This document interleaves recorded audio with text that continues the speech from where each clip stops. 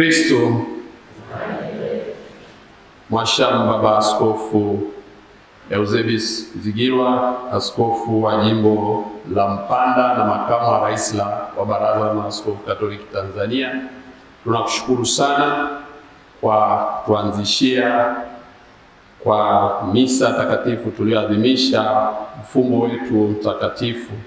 Asante sana Baba kwa kutulisha neno lililo tukumbusha wajibu wetu kama tunavyoalikwa na Yesu, Injili ya Mathayo sura ya 5 aya ya 48, wenu watakatifu kama Baba yenu aliye mbinguni.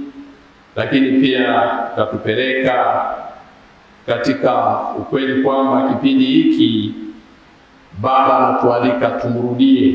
Sote tu wenye dhambi tunahitaji kutubu, na ndio ishara ya kujipaka majivu, na vile vile ukatukumbusha mambo msingi ambayo tunapaswa kuyazingatia katika kipindi hiki, mazoezi ya kiroho katika kufunga na himizo kutafakari neno la Mungu, kusali na kutenda matendo ya huruma kwa jirani zetu.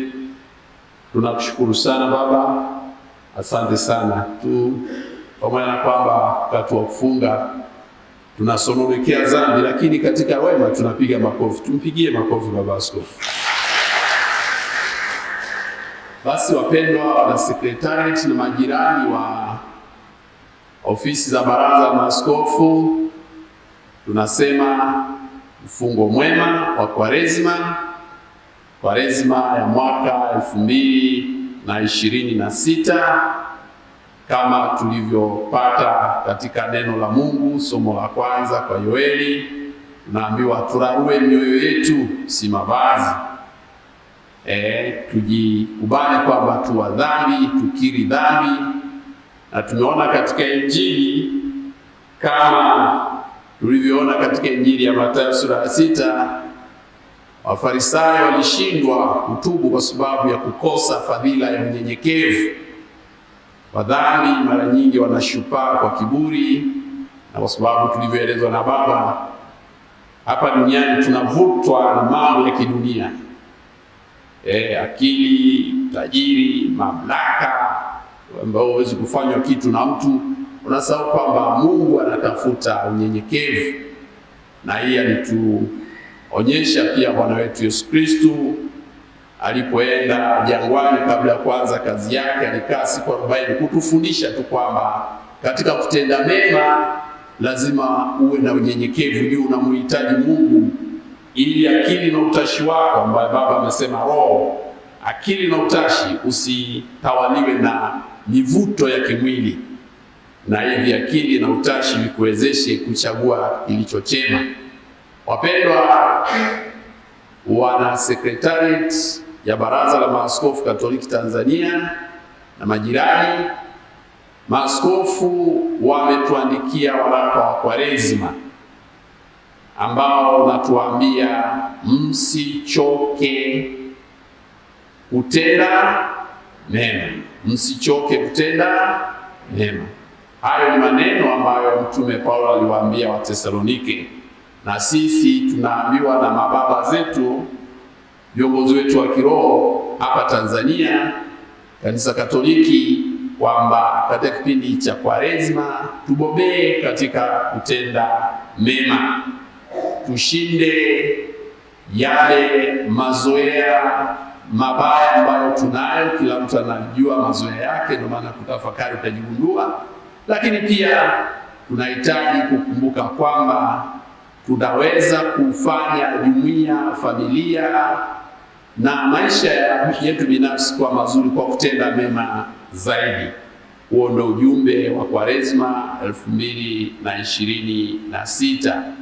Lakini pia maaskofu walipokuwa kwenye kikao chao cha kamati tendaji tarehe 12 mpaka 13 mwezi huu wa 2, walisisitiza kuendelea kuiombea Tanzania kwa sala ambayo tumesali kutokana na mambo yaliyotokea na matukio yaliyotokea tarehe 29 Oktoba 2025.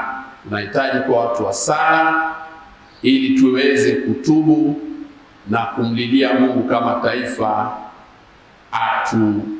atubariki na kutufanya tuwe watenda mema zaidi. Nawatakia wote mfungo mtakatifu mwema, na katika kufunga kwenu kama tulivyoambiwa na Baba, tuzingatie sheria za kanisa. Kama leo tunaambiwa na tunajua ni kufunga mlo moja, ishara tendo jema ulilolizoea ambalo kiliacha upati hasara yote, lakini unampa Mungu utukufu zaidi. Lakini kuna wengine mnahitaji kula, usipokula sana kuna wengine mtaugua mara mbili. Kwa hiyo kama daktari anakuambia ule sana au kale sana, usiogope. Kuna wengine wananyonyesha hapa na watoto, ukale wape watoto chakula. Kwa hivi wengine wote tujitahidi kushika hiyo sheria yetu ya kanisa. Ni ishara. Kuna wenzetu wengine wanafunga kabisa, wanakula usiku tu. Kwa hivi na sisi tuwe na hiyo ishara. Lakini nakumbushwa pia mazoezi yao ya kiroho, kuna njia ya msalaba, kuna sala zaidi, kuna kujenga mshikamano na utendaji bora zaidi kazini na kadhalika na kadhalika. Matendo mema yafanikishe zaidi katika Kwaresma.